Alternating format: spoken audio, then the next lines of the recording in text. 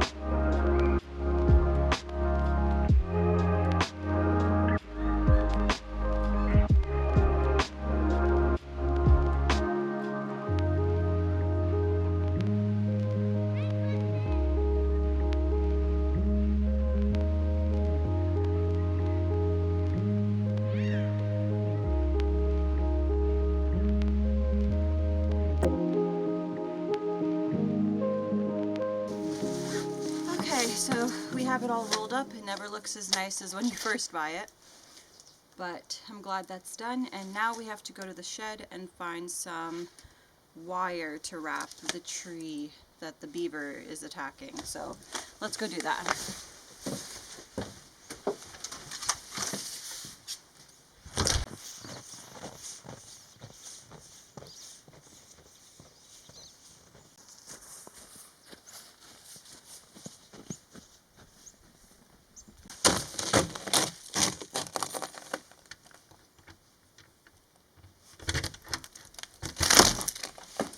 It is super cold in here, and it's also really messy because we put everything in here at the end of the summer, and we have kayaks in here and the four-wheeler, and oh my gosh, and everything's just all over the place. It was really nice and organized during the summer, but okay, so I need that.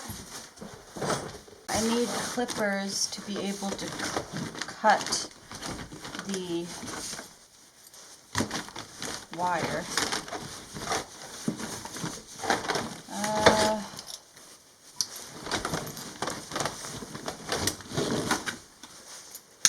These will do.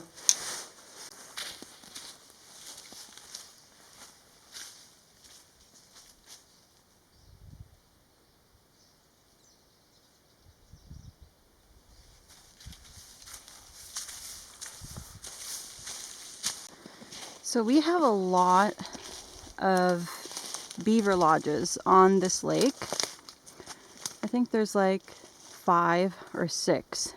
And I don't know if you could see from here, but right around there, there's a mound.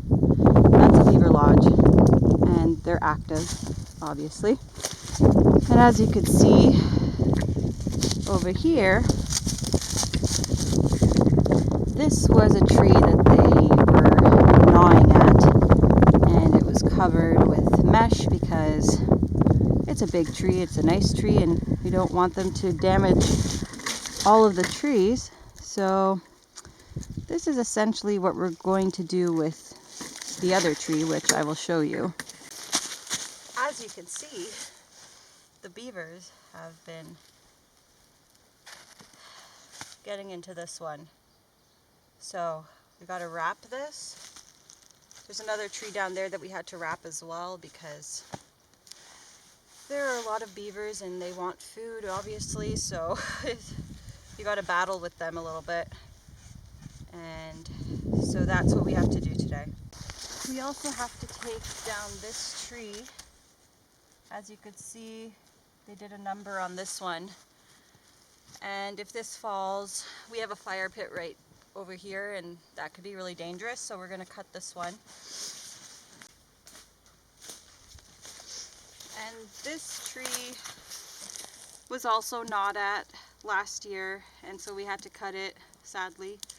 So yeah, they do quite a bit of damage, but they're also amazing for the environment.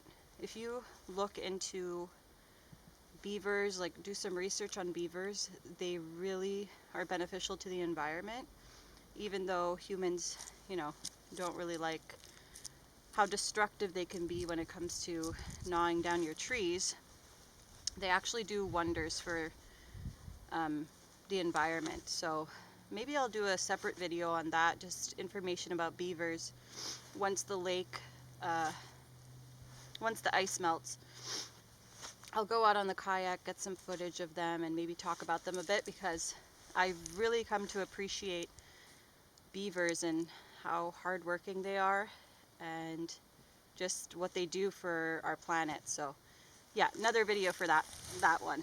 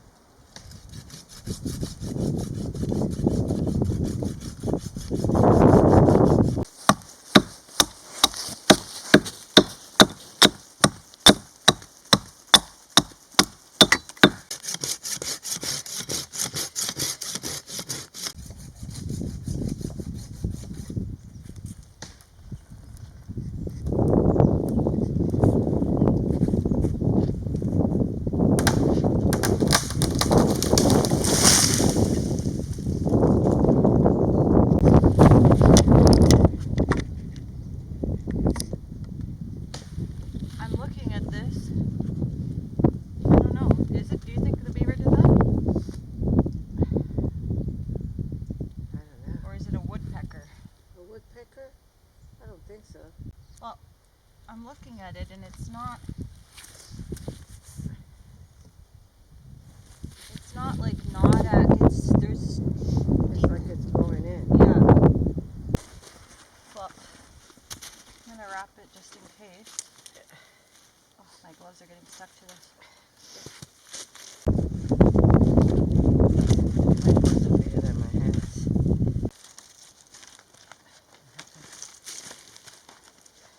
So I didn't pull out the right clippers, We're too lazy to go.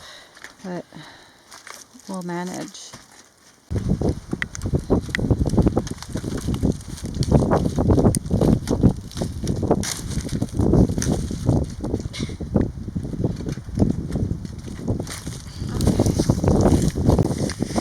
Alright, so this is I'm gonna have to do for now.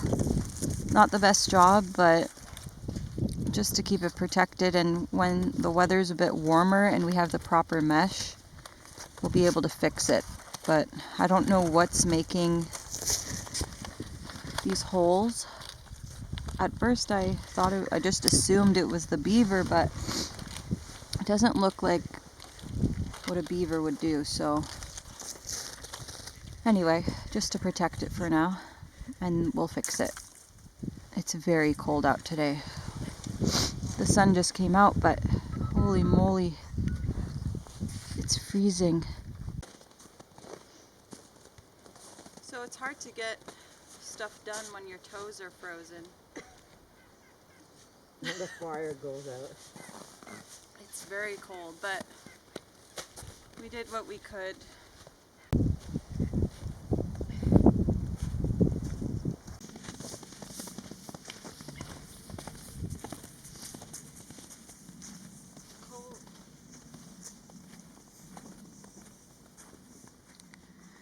So we were supposed to cook these outside, but it is actually freezing.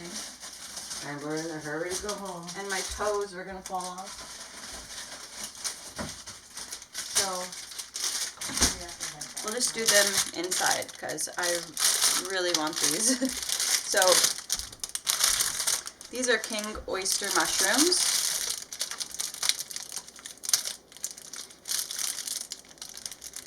I think these have come to be my favorite mushroom. So I wish they didn't come in all of this plastic, but just look at this beauty. It's a chubby monkey. Don't say that. Okay. Cut. Just look at this beauty. My mom called it a chubby monkey. I just love these mushrooms. You don't understand how much Delicious. I love these. You need to And- try these. And what else can you do with that? They shred up so nicely that you could actually make a pulled pork out of it. And Any mushrooms. type of pulled meat. That's right. We made shepherd's pie with this, and I had pulled it, and it kind of had like the texture of shredded chicken. And So- very high in protein, right? Yeah, so each mushroom, I believe, is 3 grams of protein. So yeah, we're gonna cook these up because I really want these.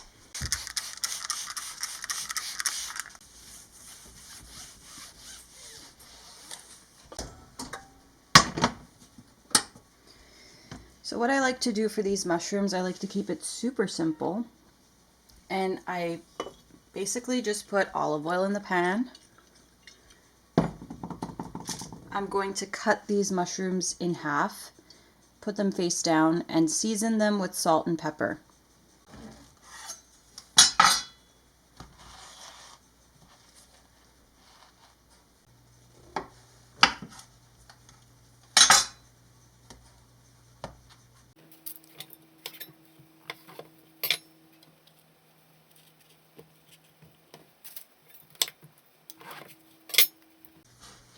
Just gonna add a bit more olive oil on top. I like olive oil and I'm very generous with it.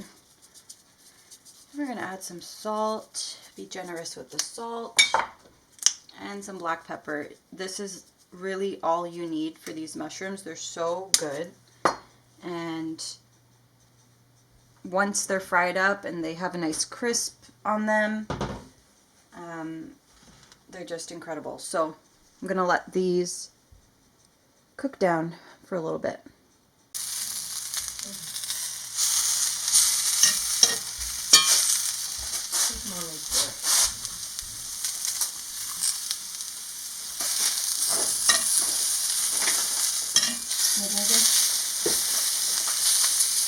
Who's Mommy's boy?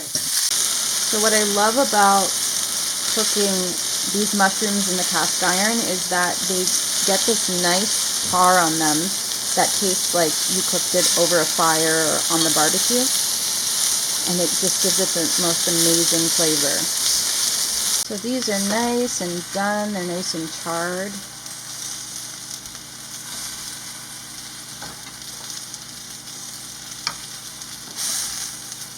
I could live on these. You want bread, Eric? No, I'm gonna have pasta. Look at that. Mm-mm. Right? Beautiful.